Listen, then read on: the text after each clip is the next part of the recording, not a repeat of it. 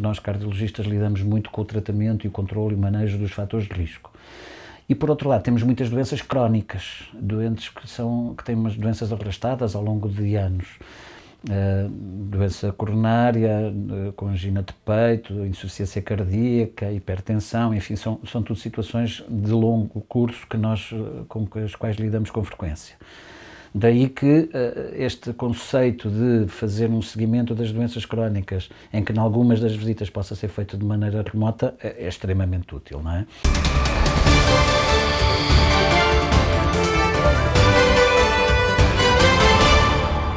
Nós, de facto, já temos uma atividade que já tem alguns anos, começou em 2016, 2017, e não tínhamos nem ideia que iria haver uma pandemia, portanto o chamado Hospital da Luz Centro Clínico Digital foi montado muito antes da pandemia e não tínhamos sequer ideia que ela iria acontecer.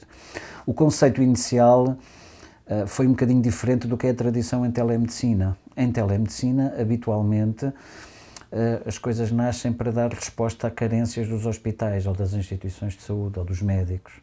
Por exemplo, quando não é possível ter um especialista em neuroradiologia 24 horas, 7 dias na semana, em todos os serviços de urgência, montaram-se centrais onde nos vários serviços de urgência os técnicos colhem as imagens, enviam à distância, o especialista analisa as imagens, faz o relatório e envia de volta para o hospital de origem.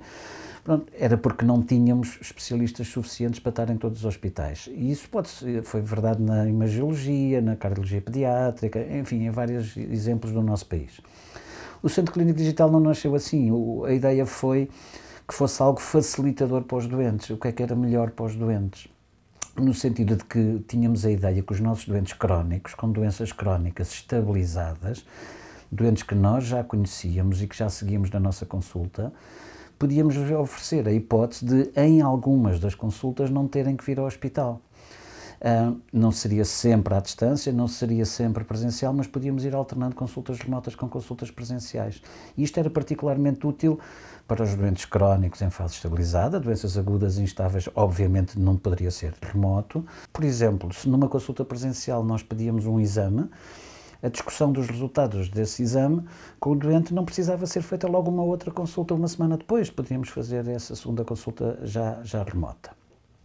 E então a ideia nasceu assim, em várias especialidades, cardiologia, neurologia, medicina interna, começaram dando a oferta aos seus doentes, aos nossos doentes que nós já conhecíamos, se que gostariam que, em algumas das consultas, pudéssemos evitar a sua deslocação ao hospital. E foi assim que nasceu o Centro Clínico Digital. Apostámos muito que isto seria uma solução futura, de tal maneira que construímos um espaço físico no Hospital da Luz de Lisboa, quando houve estas obras de ampliação do hospital, criámos um espaço próprio do Centro Clínico Digital com 15 videoconsultórios, nós chamamos assim, são videoconsultórios, a pensar que no futuro muitas especialidades e muitos médicos e muitos doentes gostariam de ter este tipo de seguimento. A pandemia veio acelerar isto tudo. De repente, quando tínhamos acabado de inaugurar, tinha 2 meses de inaugurado o Centro Clínico Digital, apareceu a pandemia, os hospitais fecharam e aqui juntou-se um fator muito importante que foi o medo. As pessoas tinham medo de vir ao hospital, ainda hoje têm medo de vir aos hospitais, vocês sabem disso, não é? E, portanto, começámos a preocupar-nos muito com os nossos doentes não Covid. Toda a gente fala dos doentes Covid e com razão, porque é uma doença grave, potencialmente fatal, mas há outras doenças graves potencialmente fatais. E começámos a preocupar-nos com os nossos doentes, que até estavam numa fase estabilizada das suas doenças, de repente deixaram de vir às consultas, deixaram de fazer os exames periódicos que costumavam fazer. Em alguns casos não foi garantido que não tinham interrupções na medicação. Porque todos os médicos pensaram isto, fizeram aquilo que era expectável, vieram ter connosco e quiseram começar a fazer videoconsultas nas suas especialidades. Nós passámos de 12 para 40 especialidades, nós passámos de 50 e tal médicos, 60 médicos, para mais de 500 médicos, e em toda a rede se montaram videoconsultórios, em todos os hospitais da rede de Luz de Saúde foram montados videoconsultórios para permitir este tipo de acesso. Claro que também teria sido talvez mais fácil do ponto de vista tecnológico e mais imediato fazer consultas telefónicas, se é que um contacto telefónico é uma consulta médica, eu tenho algumas dúvidas sobre isso, mas houve muitos médicos no país todo, no setor público e no setor privado, que mantiveram contacto com os seus doentes através de um simples telefonema.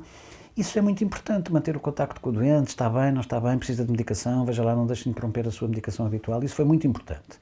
Mas isto é diferente, de facto, o nosso conceito desde o início foi que uma videoconsulta, feita aqui no Centro Clínico Digital, é exatamente igual a uma consulta presencial, com dois aspectos apenas distintos. Eu não consigo fazer o exame físico do doente, não consigo palpar ou escutar, observar o doente do ponto de vista físico, vejo através da câmara, vejo muitas coisas através da câmara, vejo fáscias, como é que ele reage, se está deprimido, se está ansioso, muitas coisas que eu consigo ver, mas não consigo fazer o exame físico. E a segunda diferença é que o doente não está no mesmo espaço físico do que eu, está à distância, até com uma distância de segurança que neste tempo é tão importante.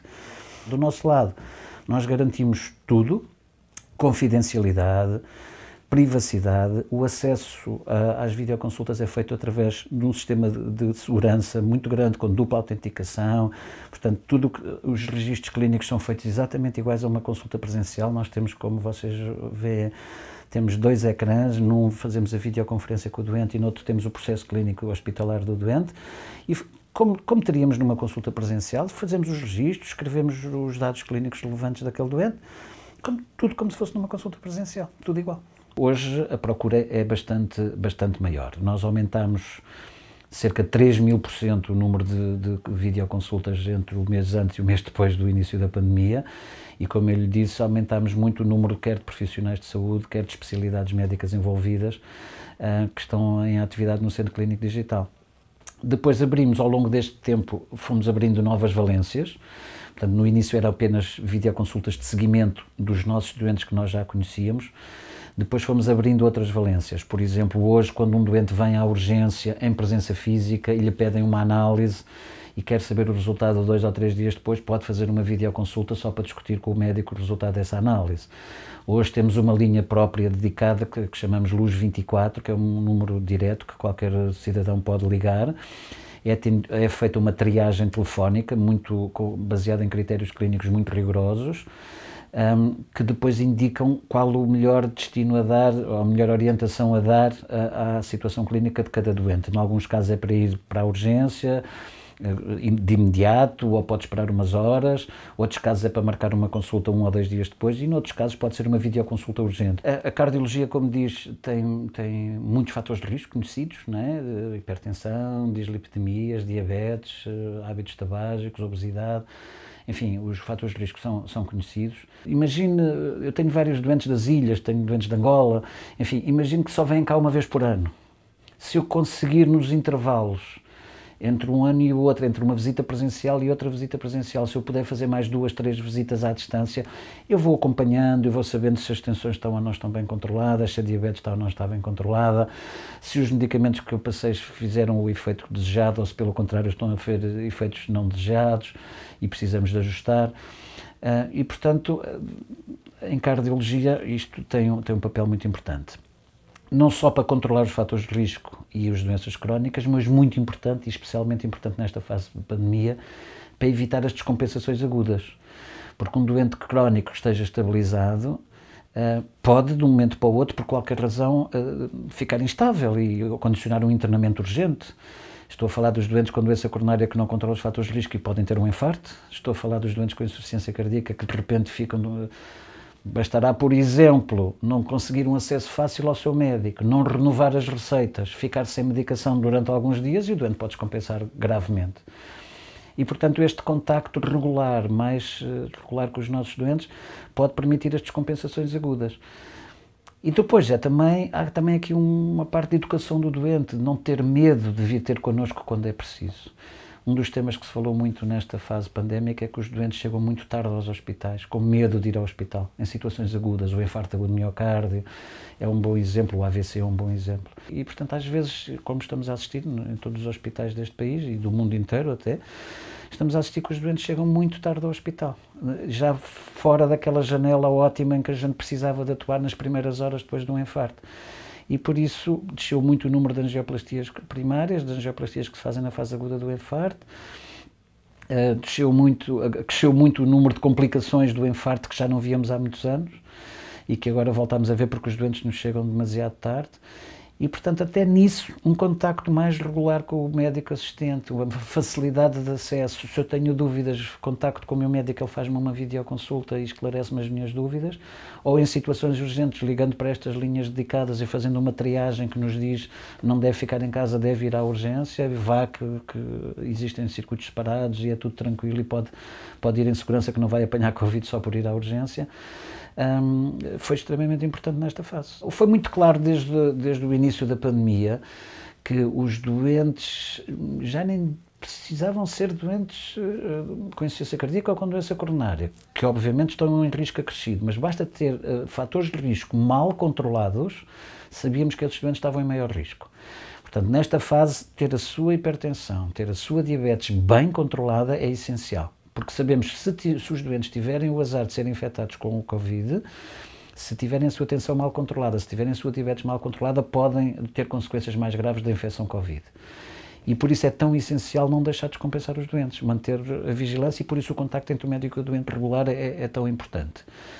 Depois, por alguma razão, nesta primeira fase da pandemia, se disse que havia 4 doenças que eram prioritárias, digamos assim, que punham os doentes na sua primeira fase, naquela fase escalamentária entre os 50 e os 80 anos, em que ter insuficiência cardíaca, doença coronária, insuficiência renal ou doença pulmonar obstrutiva crónica, estão a ver, das 4, 2 são relacionadas diretamente com o coração, dá logo uma ideia de que estes são os doentes de risco, são os doentes que, se forem infectados com o Covid, poderão passar pior, poderão precisar de cuidados intensivos e, portanto, devemos protegê-los mais cedo, dando-lhes prioridade na vacinação.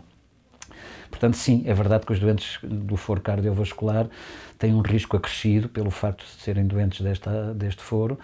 No caso de se infectarem com o Covid, poderão passar pior do que os doentes que não tiverem estas doenças, naturalmente.